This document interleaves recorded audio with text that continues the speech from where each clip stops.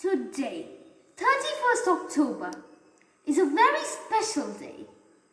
It's the loss of a great leader, the Iron Lady of India, Indira Gandhi.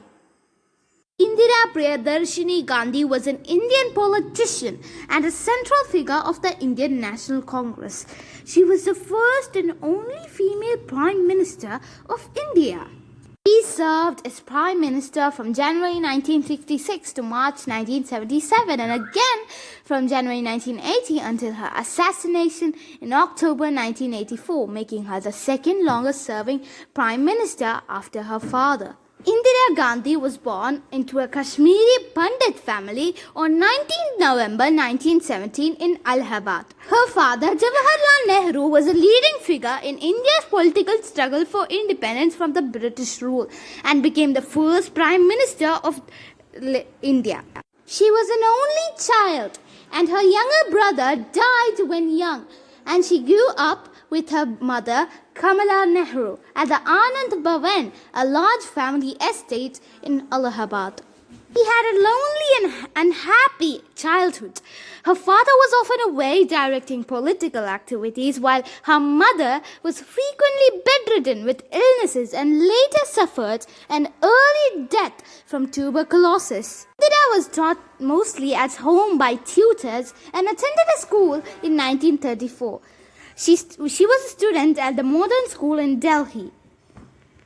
During her stay in Great Britain, Indira frequently met her future husband, Feroz Gandhi. Wait, that is no relation to Mahatma Gandhi. No. Their marriage took place in Allahabad according to Adi Dharm rituals, though Feroz belonged to a Zoroastrian Parsi family of Gujarat. The couple had two sons, Rajiv Gandhi, born in 1944, and Sanjay Gandhi, born in 1946.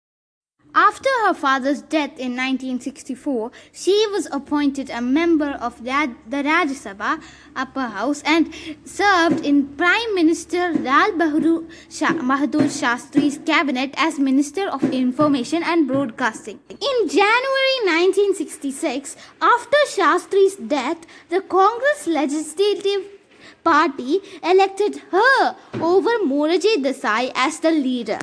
Because she was a woman, other political leaders in India saw Gandhi as weak and hoped to use her as a puppet once elected. Her first 11 years as Prime Minister saw Gandhi evolve from the perception of Congress party leaders as their puppet to a strong leader with iron resolve to split the party over her policy positions. हर धर्म ने भाईचारा सिखाया है, प्रेम और करुणा सिखाई है, और उस धार्मिक रास्ते पे अगर देश चले तो एक नया समाज हम बना सकते हैं। हमें याद रखना है कि ये जब आजादी का दिन है तो आजादी केवल एक दफे पाने से रह नहीं जाती है, हर समय उसके लिए लड़ना होता है।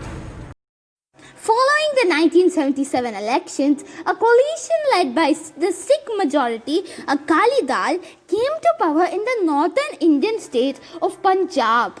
In an effort to split the Akali Dal and gain popular support among the Sikhs, Gandhi's Congress party helped to bring the orthodox religious leader Jainal Singh Bhindranwale to prominence in Punjab politics.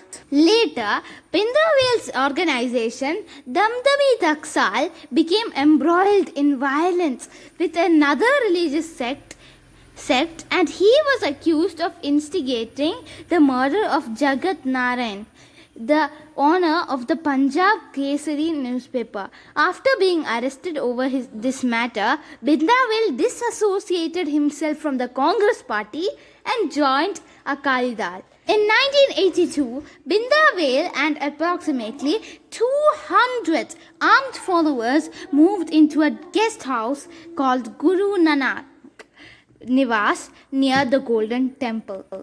By 1983, the temple complex had been a fort for many militants. The statesman later reported that light machine guns and semi-automatic rifles were known to have been used in the compound. Punjab Police Deputy Inspector General A.S. Atwal was shot dead as he left the temple compound. The following day, Harchan Singh Longwal confirmed the involvement of Bhindranwale in the murder. Indira Gandhi ordered the Indian army to enter the Golden Temple to remove Bhindranwale and his supporters from the complex. The army used heavy artillery, including tanks, in the action code named Operation Blue Star. The day before her death, 30th October 1984, Gandhi visited Odisha, where she gave her last speech in front of the Secretariat of Odisha. In that speech, she said, "I am alive today. I may not be there tomorrow.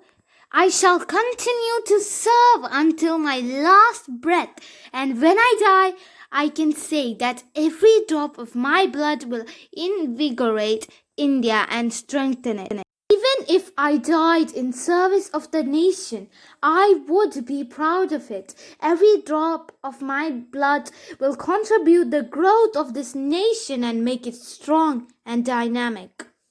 On 31st October 1984, two of Gandhi's Sikh bodyguards, Satwant Singh and Beant Singh, shot her with the service weapons in the garden of the Prime Minister's residence, 1 Safdarjung Road, New Delhi, allegedly in revenge of the Operation Blue Star. She was to be interviewed by the British filmmaker Peter Ustinov, who was filming a documentary for Irish television. Bean Singh shot her 3 times using his sidearm. Satwant Singh fired 30 rounds. Afterwards, they were taken away by other guards into a closed room where Beant Singh was shot dead. Kehar Singh was later arrested for the conspiracy in the attack. Both Satwant and Kehar were sentenced to death and hanged in Delhi's Tihar jail. Gandhi was taken to the All India Institute of Medical Science at 9:30 am, where doctors operated on her. She was declared dead on 2:20 p.m. Gandhi was cremated on 3rd November near Rajghat. The site where she was cremated is known as Shakti Sthal. After her death, the parade ground was converted to Indira Gandhi Park by Rajiv Gandhi. We truly did lose a great and powerful leader, the Iron Lady of India, Indira Priyadarshini Gandhi.